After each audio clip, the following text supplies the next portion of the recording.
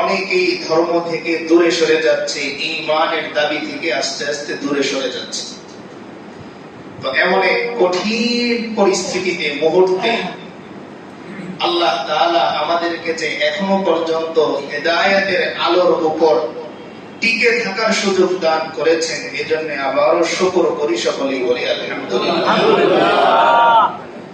এ আমার কথা নয়, বর্তমান এই সময় এটা যে অত্যন্ত ভয়ঙ্কর কঠিন একটা পরিস্থিতি, এ কথা আমার নয়, এ কথা প্যারে রাসূল জনাবে মুহাম্মদুর রাসূলুল্লাহ সাল্লাল্লাহু আলাইহি ওয়াসাল্লাম বলে গিয়েছেন। হাদিসে স্পষ্ট তিনি বলেছেন, অচিরেই এমন একটা সময় পৃথিবীর মানুষ দেখতে পাবে যখন ইসলামের কেবল বাকি থাকবে লা ইয়াবকা মিনাল ইসলামি ইল্লা ইসমুহু।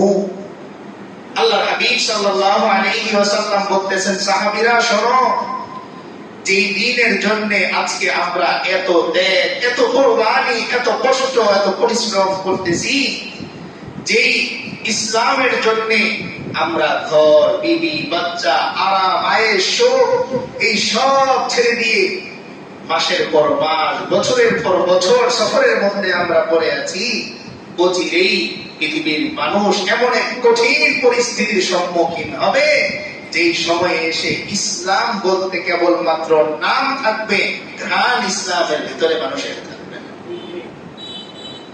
যদি তাই না হতো, তাহলে আপনি কিভাবে একটা মুসলিম সমাজের মধ্যে এটা কল্পনা করতে পারেন যে তার মেয়ের বিবাহের অনুষ্ঠানের মধ্যে রাতের বেলা 12টার পরে যখন আল্লাহ বলেন, বান্দা এই সময়ে তোমার আমার প্রেমের সময়, ওই সময়ে তার বাড়িতে কিভাবে ডেস্কের মধ্যে উঁচু আওয়াজে গান বাজে, এটা আপনি কল্পনা কিভাবে করতে পারেন?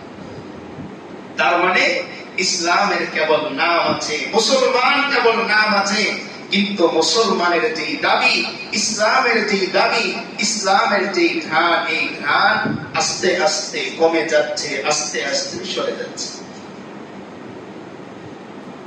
আগে যে সময় আপনারা ছোটবেলায় মুরব্বিয়ানে কেরাম যারা আছেন অতিক্রম করেছেন, এত বেশি পড়াশোনা তখন ছিল না, কিন্তু মানুষের শারাফত, ভদ্রতা, সামাজিকতা এত বেশি ছিল যে এই সমস্ত কাজ তখন তারা সামাজিকতার বহির্ভূত মনে করতেন, এজন্যও অনেক সময় এগুলো হয় না।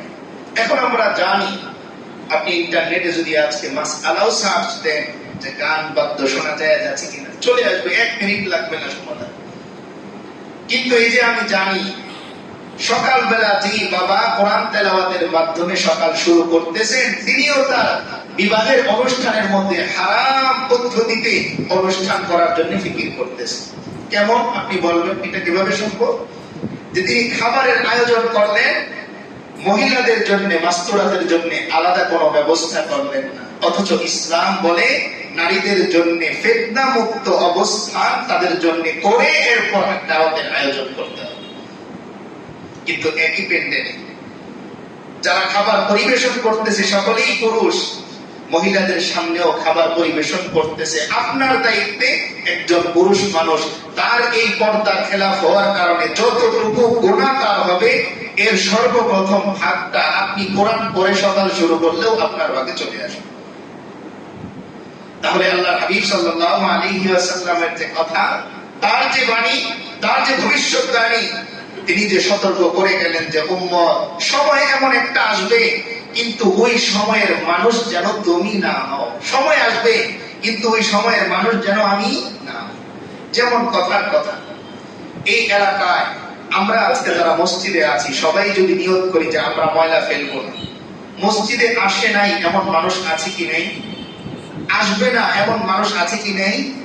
দেখা যাবে যে কেউ না কেউ নোংরা বা ময়লা করবে করবে, কিন্তু প্রশ্ন হচ্ছে আমি করলাম কিনা? আমি আমার নিজেকে জিজ্ঞেস করব, আমি করলাম কিনা?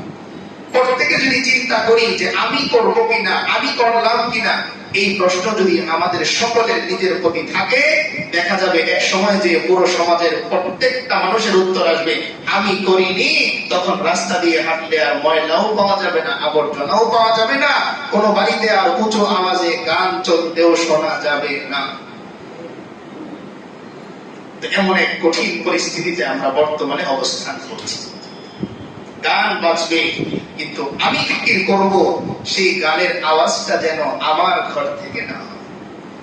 এর যে সস্তা গোনা পৃথিবীতে আর হতে পারে না, যে আপনি গান বাজিয়ে রেখেছেন, উদ্দেশ্য আপনার বিনোদন, কিন্তু আপনার বাড়ির পাশ দিয়ে যতজন মানুষ যাচ্ছে, যাদের কানে এই আওয়াজ যাচ্ছে, প্রত্যেকের গোনার ভাগ আপনার জিম্মায় অটোমেটিক চলে আসতেছে।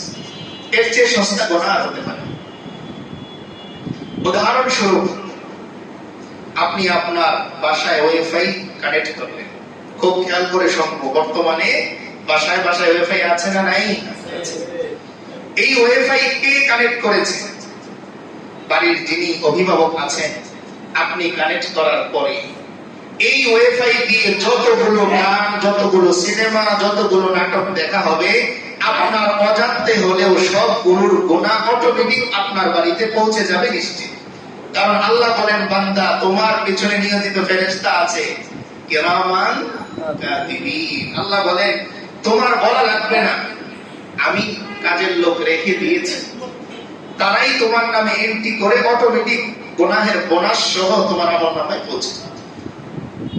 এই জন্য আমরা যারা দোকানে, শোরুমে, বাসায় ওয়াইফাই নামাই অসুবিধা নেই, প্রয়োজন থাকতেই পারে, তবে আমি যেন আমার চোখ কান খোলা রাখি যে আমার অর্থে নামানো ওয়াইফাই দিয়ে কেউ যেন গুনাহের কাজ করতে না পারে। এই ফিকিরটা যেন আমরা করি। আর এই সূত্র ধরেই আগেও আমরা আলোচনা করেছিলাম, অনেকে ব্যবসা ভালো চলার জন্য দোকানের মধ্যে আমরা টিভি ফিট করি। সর্বক্ষণ মানুষ থাকুক আর না থাকুক, চলতে থাকবে। মনে রাখবেন, মানুষ থাকুক আর না থাকুক, কেউ দেখুক আর না দেখুক, আপনি যে একটা গুনাহের ব্যবস্থাপনা করে গেলেন, ও ভাই, আল্লাহ শপথ করে বলতেছি, আপনার ইন্তেকালের পরে এই দোকানের মালিক আপনার ছেলে হবে। এভাবে আস্তে আস্তে প্রজন্মের পর প্রজন্ম আপনি যে গুনাহের সূচনা করে গেছিলেন, এই সূচনার প্রত্যেকটা গুনাহের ভাগ আপনার আমলনামায় অটোমেটিক কবরে থাকা অবস্থায় চলে যাবে। এখন আমরা এখানে 10 জন মিলে আপনার জান্নাতের দোয়া করলাম, আমরা 10 জন মানুষ মিলে জান্নাতের দোয়া করলাম, কিন্তু 20 জনের গুনাহের ব্যবস্থা আপনি আপনার দোকানে, বাসায় করে দিয়েছেন। বলেন তো, 10 জনের দোয়া 20 জনের এই বদদোয়াকে কিভাবে অতিক্রম করবে?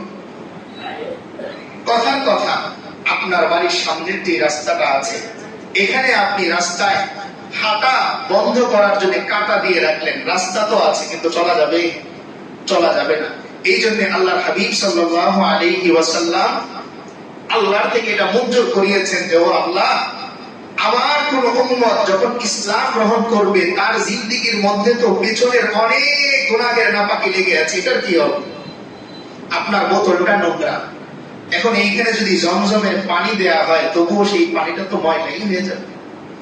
এজন্য আল্লাহ হাবিব সাল্লাল্লাহু আলাইহি ওয়াসাল্লাম বলেন, আল ইসলামু ইয়ানহাদিমু মা ক্বাবলাহু।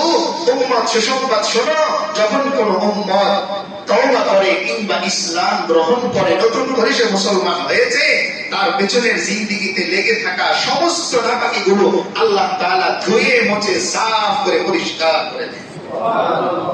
কেন করে দেন? যাতে করে সে নতুন করে ভালো কোনো আমল করলে আগের বদ আমলের সাথে যে না মিশে।